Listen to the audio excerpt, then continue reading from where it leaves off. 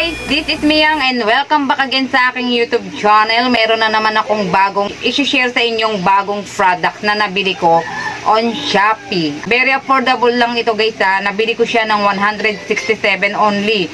Kasama na yung shipping fee. And after 3 days, na-receive ko na siya. So anyway, i-open na natin to. Mag-unboxing na tayo para makita na natin itong product na ito na binili ko sa Shopee. So ayan. Ayan. So ayan guys, kaya ako nag-unboxing guys para kapag kayo ay umorder o naghahanap ng mga product na gusto nyong mabili sa Shopee or Lazada, kailangan meron kayong nakikitang good feedback from the buyer or magandang review mula sa aming mga mamimili para alam nyo na hindi kayo magsisisi sa inyong mga product na gustong orderin sa Shopee and Lazada, diba? Para alam nyo rin na talagang legit yung mga shop na ino-orderan nyo. Kasi minsan may mga nai-scam, diba? So, ayan. Kaya ako nag-unboxing para makita nyo ng actual at makita nyo ng live. So, kaya ako to ginagawa guys, yung mga unboxing para may idea kayo kung saan store kayo bibili. So, bibigyan ko na kayo ng idea kung saan store ko to binili para bago ko to i-open, alam nyo na. So, ayan. Dito po ako umorder nitong product na ito. Ayan. So, hanapin nyo yan sa Shopee. At syempre, hindi ko kayo pahihirapan na ilalagay ko na rin sa description box yung link nitong shop na ito. Ayan, umpisa na natin, simulan na natin ang aking pag-unboxing.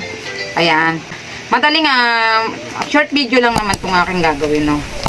Ayan, i-open na natin, guys. Ayan, tignan nyo naman yung box, diba? Naka-bubble wrap siya, diba? Talagang ang ganda ng pagkaka-packaging. Kaya ko ginagawa to guys kasi maraming mura sa Shopee. Syempre yung iba kasi baka sinasabi baka scam kasi mura. Tapos baka hindi gumagana, mga ganun. Maraming bad idea. Marami silang mga haka-haka na hindi maganda, mga ganun. So kaya madalas ako mag-unboxing para yung mga guni-guni nyo sa isipan nyo matapos na, di ba? Ayan, ito yung in-order ko, yan. Grabe, no, daming balot, di ba? Ay, sana okay ito, ayan.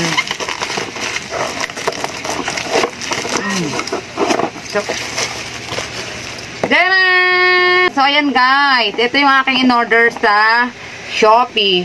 Ayan, may nakalagay 4 color shoes as you like. Ayan ko, ang dami nyong pwedeng pagpiliang color.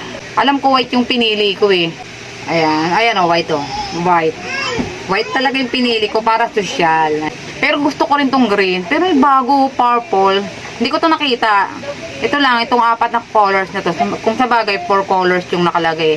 So, ayan, ito ay hair dryer. Ayan, nakikita nyo naman, di ba? Ito ay hair dryer. Masusubukan natin to. Kung maganda ba or gumagana ba itong product na ito, di ba? Kasi may mga madalas nag-order tayo, yung iba nakaka-experience na hindi gumagana yung product, di ba? May mga ganun.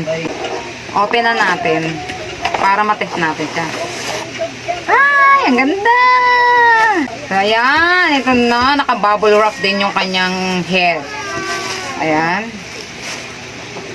Ayan. Ang ganda, diba? Oh. Ito yung kanyang back at ito yung kanyang front at ito yung kanyang on and off. Ayan. Ito, meron siyang kasamang ganito. Ayan, pinaka mouth niya. So, paano ba ito?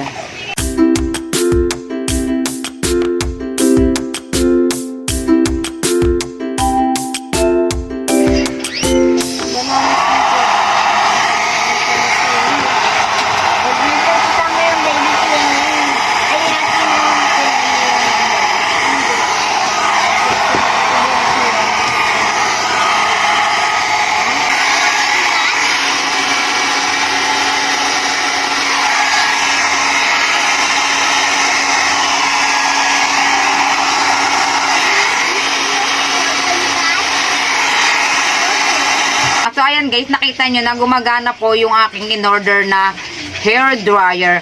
Actually guys, ang ganda niya, nagustuhan ko siya kasi ang cute-cute niya. Ang cute ng kanyang design, may gold dito. Ayan o. Tsaka nakakasosyal kasi color white siya. Talagang white yung pinili ko. And hindi siya masyadong iskandalosa, hindi siya masyadong maingay. So, ang ganda, easy to handle lang siya guys.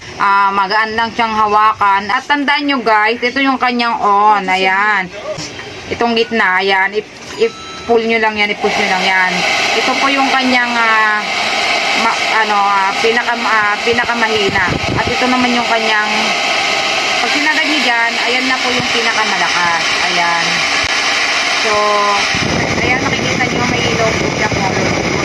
Kung napapansin nyo, ang ganda rin ng kanyang back at yung kanyang front. Ang ganda, no? At naalala ko tuloy yung kanya, naalala ko rito yung yung halaman na Plant versus Zombie. At napansin ko rito sa hair dryer na to, hindi siya sabog. Kasi di ba may mga hair dryer na kapag yung ganyan, pag tinodo na, talagang sumasabog yung buhok. Talagang lumilipad yung mga buhok, di ba? Ito hindi.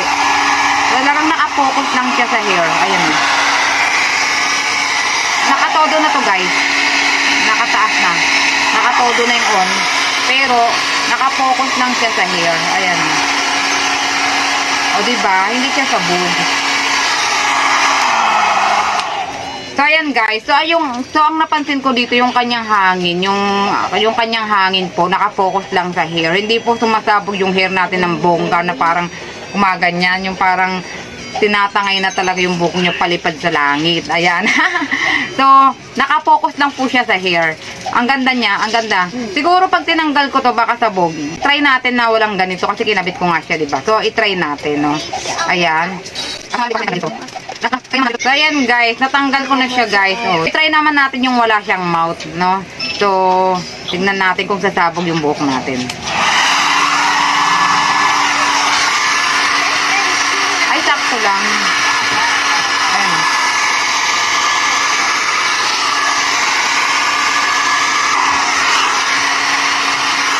Nakapokus lang talaga siya sa buhok, hindi siya sabog. So, maganda.